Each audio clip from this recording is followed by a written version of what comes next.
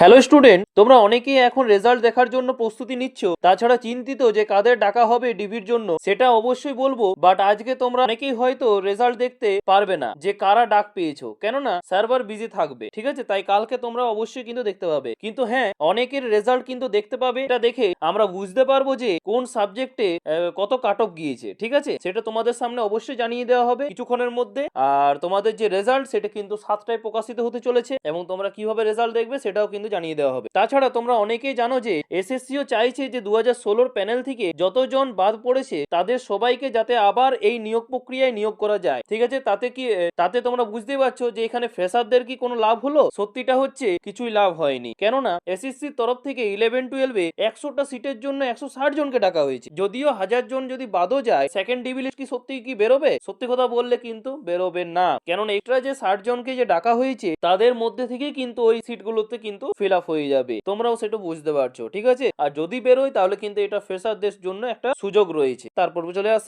চলে আসি যদি এখানে ফ্রেশারদের কোনো জায়গায় নেই, তো একসাথে এক্সাম নেওয়ার কি মানে হইল? ঠিক না, তাদের ফ্রেশারদের জন্য আলাদা করে একটা এক্সাম করিয়ে দিতে পারতো, এবং যারা ইন সার্ভিসে ছিলেন তাদের জন্য একটা আলাদা কিন্তু এক্সাম করিয়ে দিতে পারতো। কি সেটা এসএসসি করায়নি, কারণ এই ঝামেলাটা যাতে থাকে। ঠিক আছে, এবং দেখবে এই যে এসএসসি যত সিট আছে সেই সিটে কিন্তু দেখা যাবে লাস্ট পজিশনে যে ওই 2016 প্যানেল থেকে যারা বাতিল হয়েছিলেন তাদেরকে কিন্তু জয়েন করানো হবে। তোমরা বুঝতে পারছো, সেটা তোমরা অনেক বড় হয়েছো, অবশ্যই তোমরা জানো।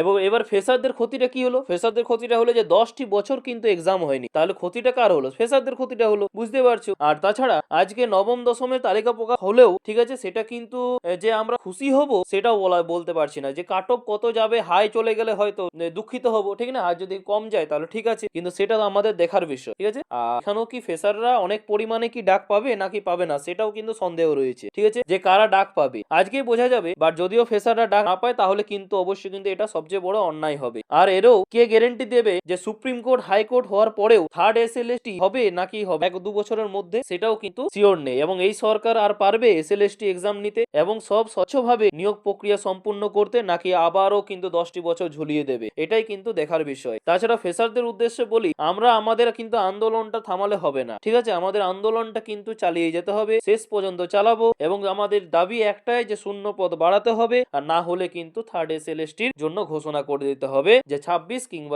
শেষে কিংবা 27 শেষে কিন্তু 27 শুরুতে বা মধ্য দিকে কিন্তু থার্ড এসএলএসটি এক্সাম যাতে নেওয়া হয়। তোমাদের কি মন্তব্য অবশ্যই তোমরা কিন্তু কমেন্ট বক্সে জানাও যে থার্ড এসএলএসটির জন্য কি কোনো প্রস্তুতি নেবে এসএসসি এবং এই সরকার, অবশ্যই কমেন্টে জানাবে। এবং আমাদের একটাই দাবি রাখতে হবে যে এসএলএসটি এক্সাম যাতে আবার নেওয়া হয়। ঠিক আছে, কেননা এখানে কিন্তু দেখতে পাচ্ছ তোমরা যে ফ্রেশাররা 60 পেয়েও কিন্তু ডাক পায়নি। তাছাড়া অনেক ফ্রেশার ভালো নাম্বার পেয়েও কিন্তু ডাক পায়নি। তাই আমাদের আশাটা ছাড়লে চলবে না। আর একটা কথা, চলো এবারে আমরা কথা বলবো যে এক্সপিরিয়েন্সের যে 10 নম্বরটা সেটা কি সত্যিই কি দেওয়া হবে এখানে, না ওটা বাতিল হবে, সেটাও বলে দিই। যে আর একটা কথা, হ্যাঁ, সেই এক্সপিরিয়েন্সের 10 নম্বরটা কিন্তু এসএসসি সব নিয়োগ প্রক্রিয়া শেষ হয়ে যাবে নাকি এসএসসি সব প্রক্রিয়া শেষ হয়ে যাবে তারপর দেওয়া হবে, সেটা অবশ্যই তোমাদেরকে জানিয়ে দিচ্ছি। সেটা কিন্তু সম্ভাবনা কিন্তু অনেকটাই রয়েছে। ঠিক আছে, যে 6ই জানুয়ারিতে যে নেক্সট হিয়ারিং আছে সেখানে কিন্তু এটাই কিন্তু রায় আসার সম্ভাবনাটাই অনেকটাই বেশি যে এক্সপিরিয়েন্সের 10 নম্বরটা তারা পেয়ে যাবে। এবং যেমন সম্পূর্ণ হচ্ছে এসএসসি, যেমন ভাবে তোমার নিয়োগ প্রক্রিয়া সম্পূর্ণ করছে সেইভাবে কিন্তু নিয়োগ প্রক্রিয়াটা এগিয়ে যাবে, সেটাই কিন্তু সম্ভাবনাটা অনেকটাই রয়েছে। কিন্তু ফ্রেশারদের অত্যন্ত দাবি যে 10 নম্বরটা বাতিল করা হোক,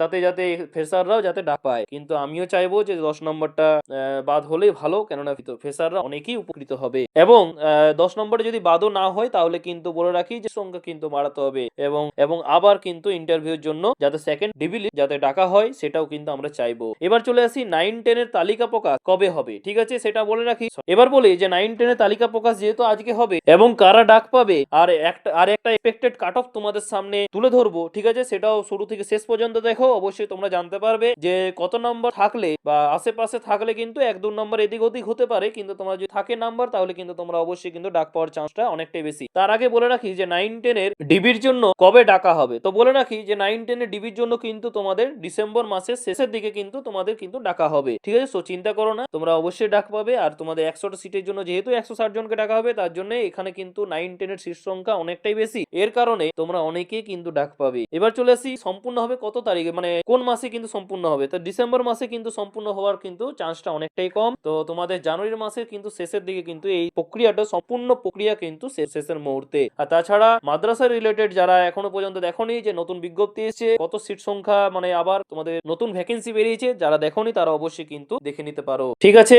এবং যারা নতুন তারা অবশ্যই কিন্তু সাবস্ক্রাইব করে নিও। এসএসসি সংক্রান্ত এবং টিচিং সংক্রান্ত যদি কিছু আপডেট আসে তাহলে অবশ্যই তোমাদের সঙ্গে জানিয়ে দেওয়া হবে। আর হ্যাঁ, অবশ্যই বন্ধুদের সাথে শেয়ার করো যাতে তারাও এই আপডেটটা পায়। এবার চলে আসি যে তোমাদের কাছে একটা এক্সপেক্টেড কাট অফ কিন্তু তোমাদের সামনে তুলে ধরলাম, তোমরা দেখতে পাবে স্ক্রিনে। এবং মনে রাখবে এটা কিন্তু অবশ্যই কিন্তু এক্সপেক্টেড কাট অফ, ঠিক আছে। 2-3 নাম্বার কিন্তু কমও হতে পারে, এটা নয় যে বাড়বে সেটা বলছি না, ঠিক আছে, কিন্তু কম হওয়ারই চান্সটা অনেকটাই বেশি, কারণ এখানে সিট সংখ্যা অনেকটাই বেশি 11-12 এর তুলনায়। সো তোমরা কিন্তু অনেকেই ডাক পাবে, 2-3 নম্বর কিন্তু কম যেতে পারে, ঠিক আছে। এই কাট অফটা দেখে কেউ ঘাবড়াবে না, ঠিক আছে। 2-3 নম্বর কিন্তু কমেই যাবে, নাকি বেশি। এবার তোমরা দেখতে পাচ্ছ যে WBSLST ক্লাস 9-10 কাট অফ 2025 সেটা 80 মধ্যে করা হয়েছে। সাবজেক্ট হচ্ছে ক্যাটাগরি ওয়াইজ তোমাদের কিন্তু তোমাদের কাট অফটা দেওয়া আছে। সাবজেক্ট দেখো বেঙ্গলিতে জেনারেল মেল এবং ফিমেলের জন্য কাট অফ যেতে পারে 68-69, ওবিসি এ তে তোমাদের যেতে পারে 63-64, ওবিসি বি তে তোমাদের যেতে পারে 65-66, এসসি তে তোমাদের যেতে পারে 59-60, এসটি তে তোমাদের যেতে পারে 54-57, পিডব্লিউডি তে যেতে পারে 47-40। এবার দেখতে পাচ্ছি ইংলিশে তোমাদের জেনারেল মেল এবং ফিমেলের জন্য কাট অফ যেতে পারে 66-68, ওবিসি এ তে তোমাদের যেতে পারে 61-62, ওবিসি বি তে তোমাদের যেতে পারে 63-64, এসসি তে তোমাদের যেতে পারে 58-59, এসটি তে তোমাদের যেতে পারে 53-56, পিডব্লিউডি তে তোমাদের যেতে পারে 47-48। এবার দেখতে পাচ্ছি 3 নম্বর হিস্ট্রি তোমাদের জেনারেল মেল এবং ফিমেলের জন্য কাট অফ যেতে পারে 67-69, ওবিসি এ তে তোমাদের যেতে পারে 62-63, ওবিসি বি তে তোমাদের যেতে পারে 63-65, এসসি তে তোমাদের যেতে পারে 58-59, এসটি তে তোমাদের যেতে পারে 53-56, পিডব্লিউডি তে তোমাদের যেতে পারে 46-48। এরপর তোমরা দেখতে পাচ্ছ জিওগ্রাফিতে তোমাদের দেখতে পাচ্ছ জেনারেল মেল এবং ফিমেলের জন্য কাট অফ যেতে পারে 66-68, ওবিসি এ তে তোমাদের যেতে পারে 62-61, ওবিসি বি তে তোমাদের যেতে পারে 62-64, এসসি তে তোমাদের যেতে পারে 57-58, এসটি তে তোমাদের যেতে পারে 53-55, পিডব্লিউডি তে তোমাদের যেতে পারে 43-45। এরপর তোমরা দেখতে পাচ্ছ ম্যাথমেটিক্যাল সায়েন্সে তোমাদের জেনারেল মেল এবং ফিমেলের জন্য কাট অফ যেতে পারে 65-66। তারপর দেখতে পাচ্ছ ওবিসি এ তে তোমাদের যেতে পারে 61-62, ওবিসি বি তে তোমাদের যেতে পারে 62-64, এসসি তে তোমাদের যেতে পারে 57-59, এসটি তে তোমাদের যেতে পারে 54-57, আর পিডব্লিউডি তে তোমাদের যেতে পারে 48-49। তারপর তোমরা দেখতে পাচ্ছ 6 নম্বরে ফিজিক্সে তোমাদের যেতে পারে জেনারেল মেল এবং ফিমেলের জন্য কাট অফ যেতে পারে 66-67, ওবিসি এ তে তোমাদের যেতে পারে 62-61, ওবিসি বি তে তোমাদের যেতে পারে 62-63, এসসি তে তোমাদের যেতে পারে 56-58, এসটি তে তোমাদের যেতে পারে 52-54, পিডব্লিউডি তে তোমাদের যেতে পারে 49-50। তারপর দেখতে পাচ্ছ তোমরা 7 নম্বরে লাইফ সায়েন্স তোমাদের জেনারেল মেল এবং ফিমেলের জন্য কাট অফ যেতে পারে 64-66, ওবিসি এ তে তোমাদের যেতে পারে 62-61, ওবিসি বি তে তোমাদের যেতে পারে 62-63, এসসি তে তোমাদের যেতে পারে 56-58, এসটি তে তোমাদের যেতে পারে 51-54, পিডব্লিউডি তে তোমাদের যেতে পারে 45-46। এরপর তোমরা দেখতে পাচ্ছ হিন্দি তোমাদের জেনারেল মেল এবং ফিমেলের জন্য কাট অফ যেতে পারে 65-67, ওবিসি এ তে তোমাদের যেতে পারে 60-61, ওবিসি বি তে তোমাদের যেতে পারে 62-64, এসসি তে তোমাদের যেতে পারে 56-58, এসসি তে তোমাদের যেতে পারে 52-54, আর পিডব্লিউডি তে তোমাদের যেতে পারে 47-48। এরপর তোমরা দেখতে পাচ্ছ 10 নম্বরে হচ্ছে নেপালিতে তোমাদের জেনারেল মেল এবং ফিমেলের জন্য কাট অফ যেতে পারে 64-66, ওবিসি এ তে তোমাদের যেতে পারে 60-61, ওবিসি বি তে তোমাদের যেতে পারে 61-62, এসসি তে তোমাদের যেতে পারে 56-57, এসটি তে তোমাদের যেতে পারে 51-52।